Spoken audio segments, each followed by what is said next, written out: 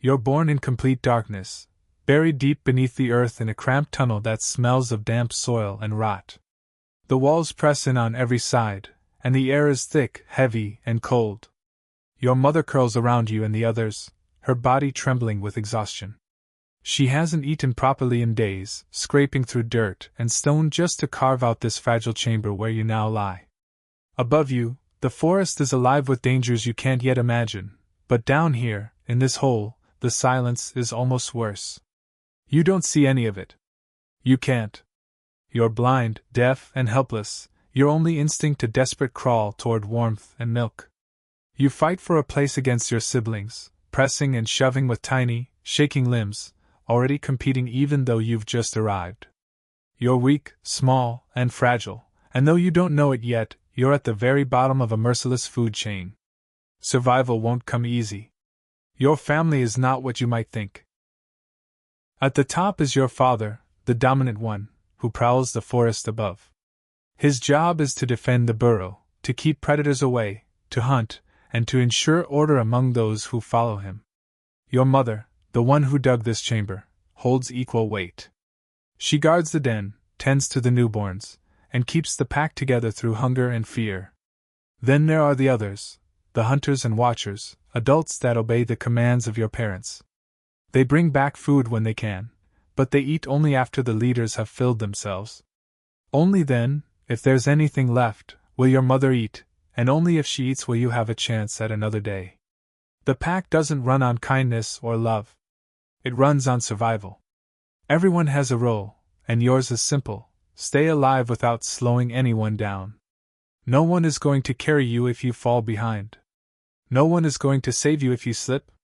The sooner you realize this, the better. Weeks pass, and at last your eyes open. The world you see is strange and harsh. Light stings your new vision, and the cold bites harder than before. You stumble in the den's narrow space, ears pricked to sounds you've never heard, the faint growls of your siblings, the distant snap of branches above, and sometimes, when the forest goes quiet, the howl of something far larger than you. The world outside isn't waiting to welcome you. It's waiting to test you. Soon, your mother begins to leave the den for longer stretches of time. Hunger gnaws at her, and she must hunt to stay alive. Without her, the tunnel feels emptier, the air colder.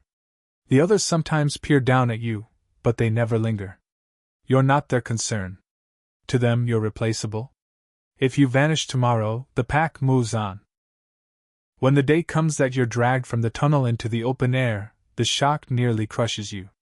The forest is vast, endless, a tangle of twisted trees and shadows. The sun blinds you, the wind cuts through your thin coat, and the ground is rough beneath your trembling paws. You're small, exposed, and vulnerable.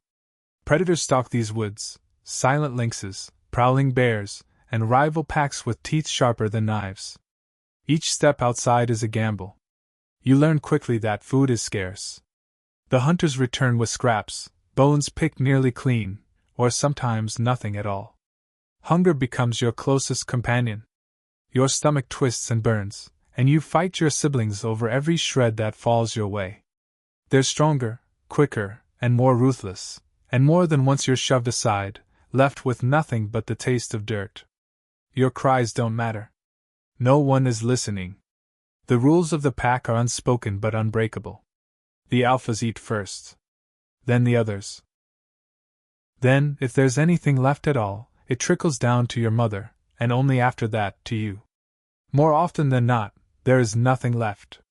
And when that happens, you shiver in silence, gnawing at sticks, licking frost from stone, anything to quiet the ache. The forest shows you no mercy. A storm rolls in one night, snow thick and heavy, burying the world in white. The den floods with freezing melt, forcing you into the open where the wind howls like a living thing. You stumble through the drifts, each step sinking deeper, each breath cutting your lungs with ice. Around you, the pack moves forward, their bodies pushing through with practiced strength. You fall behind, legs trembling, chest heaving.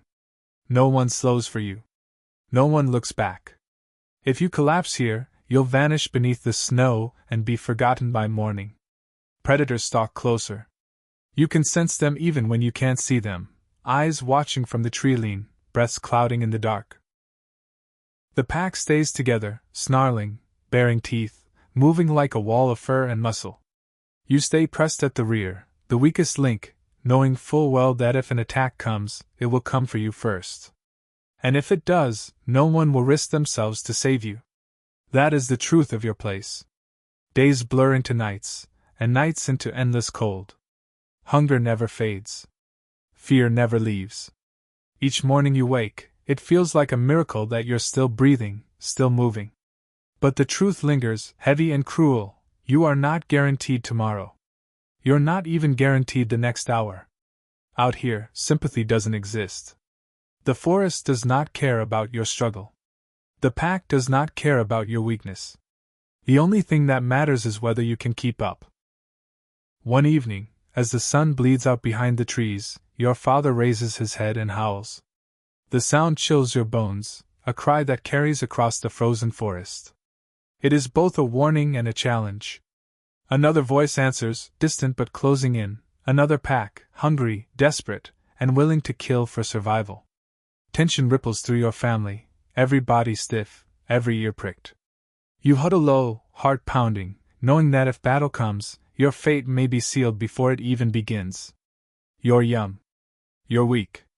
And you are prey as much as predator. Born into a world that offers you nothing but trials, you've only just begun to learn the truth. Being alive here is not a gift. It is a test. And most of those who take it fail.